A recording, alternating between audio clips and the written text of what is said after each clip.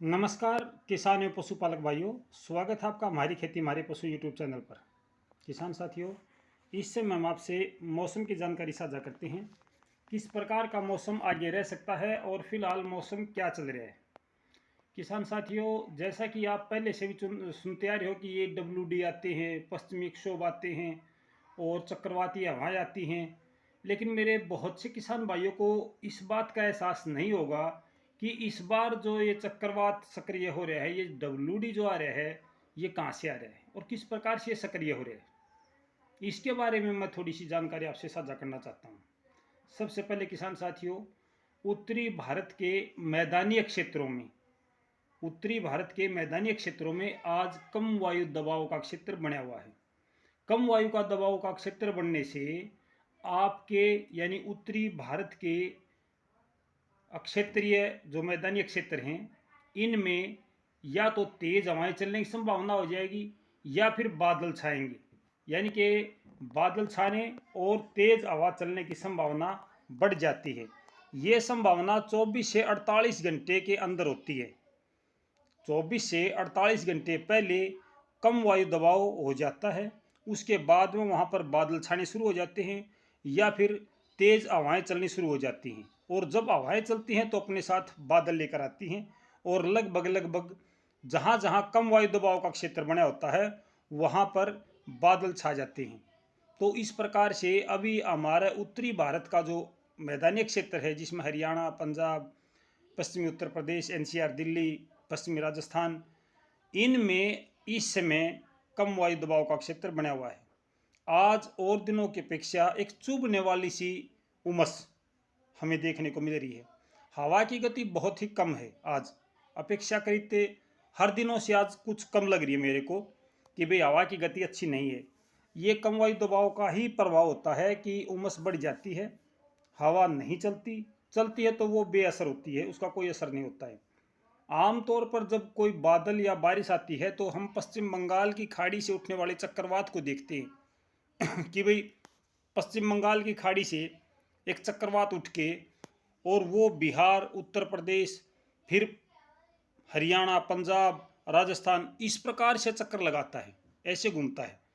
लेकिन ये जो WD है, ये जो वेस्टर्न डिस्टर्बेंस है, पश्चिमी विक्षोभ है, ये बंगाल की खाड़ी से नहीं आ रहे हैं, ये पंजाब की और पाकिस्तान की तरफ से आ रहे हैं। ये है कि विशेष बात, जब बादल छाने शुरू होंगे तो आमतौर पर जो मानसूनी हवाएं होती हैं, मानसून की जो बारिश होती है, वो जब हवाएं चलती हैं तो हमारा मौसम सबसे पहले दक्षिणी साइड से खराब होना शुरू होता है, फिर वो उत्तर की तरफ बढ़ता है। लेकिन ये इसका उल्टा है, ये पहले उत्तर साइड से खराब होगा और फिर दक्षिण साइड में बढ़ता चला जाएगा। मतलब पहले जम्मू कश्मीर, हिमाचल प्रदेश, पंजाब, हरियाणा, NCR दिल्ली, राजस्थान, इस तरीके से ये नीचे आता चला जाएगा। तो अभी जो संभावना है वो ये है कि जम्मू कश्मीर, हिमाचल प्रदेश और पंजाब का कुछ हिस्सा, चंडीगढ़ के आसपास का जो एरिया है वो, वहाँ पे आज और कल में बादल छाने शुरू हो जाएंगे। फिर वो धीरे धीरे धीरे धीरे दिल्ली की तरफ बढ़ेंगे। अगर इस बीच में तेज़ हवाएं चलती हैं, तेज़ हवाएं, चाहे वो पूर्वी हवा तेज़ चलती है या फिर उत्तरी हवा तेज़ चलती है या फिर पश्चिमी हवा तेज़ चलती है, दक्षिणी को छोड़ के दक्षिणी हवा तेज़ चलेगी तो वो बादलों को वापस पहाड़ों की तरफ लेके जाएगी। अगर उस तरफ की हवा आती है तो ये फिर बादल जल्दी से जल्दी पूरे उत्तरी भारत में जहाँ जहाँ उन्होंने प्रभाव डालना है वहाँ वहाँ पे वो सक्रिय हो जाते हैं। ये है पश्चिमी विक्षोभ का जो असर, किस प्रकार से पश्चिमी विक्षोभ सक्रिय होते हैं। भारत के जो मैदानी क्षेत्र हैं, यहाँ पर ज़्यादा संभावना नहीं होती है बारिश की। इसमें अगर पश्चिम बंगाल की खाड़ी से उठ के कोई चक्रवात सक्रिय होता है और वो ज़्यादा तीव्र गति से आता है तो हमारे यहाँ पर आमतौर पर बारिश होने की संभावना होती है। वो क्यों होती है? क्योंकि वो जो हवाएं होती है वो पश्चिम से आती हैं, दक्षिण से आती हैं, दक्षिण से आती हैं, उत्तर की तरफ बढ़ती हैं। उत्तर में हिमालय पर्वत उनको रोकता है। जब हवाओं के आगे कोई चीज़ रुक खड़ी होती है, हवाएं उससे रुक जाती हैं, तो जो हवा में नमी होती है वो वहीं बारिश कर देती है। लेकिन ये पश्चिमी विक्षोभ तो पहले से ही हिमालय पर्वत को क्रॉस करके आ रहे हैं, यानी कि इसके आगे कोई चीज़ अड़ने वाली है ही नहीं। इसकी बारिश का असर होगा तो पंजाब में होगा ज़्यादा, या फिर पाकिस्तान में होगा, या फिर पहाड़ी क्षेत्रों में होगा। मैदानी क्षेत्रों में इसका कम से कम असर होने की संभावना है, इसका असर कम से कम होगा। ये मैं आपसे बार बार कह रहा हूँ। जिस प्रकार की जानकारी हमारे कुछ मौसम विशेषज्ञ दे रहे हैं कि भाई बहुत भारी बारिश हो सकती है, ये हो सकता है, ऐसा बहुत मुश्किल है। मैं नहीं मानता कि ऐसा होगा। जो मेरा अनुभव है, या फिर मैं ये कहूँ कि जहाँ से मेरे को जानकारी के सोर्स प्राप्त है, वहाँ पर ऐसी जानकारी साझा नहीं की गई है कि भाई हरियाणा, राजस्थान, एनसीआर, दिल्ली, यहाँ पे बहुत भारी बारिश होगी, ऐसी जानकारी अभी तक साझा नहीं की गई। हाँ, ये धीरे धीरे करके 1-2 दिन में या 3 दिनों में धीरे धीरे करके ये अपने आप आपसे ये बताना शुरू कर देंगे कि मौसम जो है वो लगभग लगभग सामान्य रहेगा। ज़्यादा बारिश की संभावना नहीं है। बूंद आ सकती हैं तेज़ हवाओं के साथ, रुक रुक कर हवा के झोंकों के साथ में थोड़ी बहुत बूंदाबांदी हो सकती है। वो मैंने कल भी बताया था कि जो चंडीगढ़ की साइड वाला एरिया है, वहाँ पे आमतौर पर थोड़ी सी ज़्यादा बारिश होने की संभावना है। या फिर दक्षिणी हरियाणा, जो हमारा पलवल है, फरीदाबाद है, गुड़गांव है, रेवाड़ी, महेंद्रगढ़, दादरी, भिवानी का कुछ एरिया, यहाँ पे थोड़ी सी ज़्यादा बारिश हो सकती है। या फिर सिरसा का जो एरिया है, वहाँ पे भी थोड़ी सी ज़्यादा बारिश हो सकती है।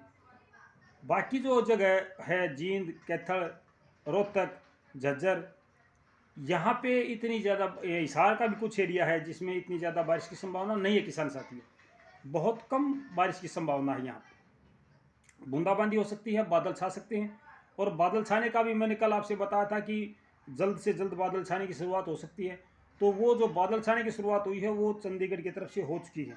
कल अम्बाड़ा की साइड में थोड़े बहुत बादल छाए हैं, और वो बादल धीरे धीरे फिर छट जाते हैं, फिर बादल छा जाते हैं।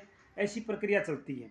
अब देखना है मौसम पे कि हवा किस गति से और किस दिशा से चलती है, उसके ऊपर ये निर्भर करेगा कि भाई हमारे यहाँ पर बारिश होगी या नहीं होगी।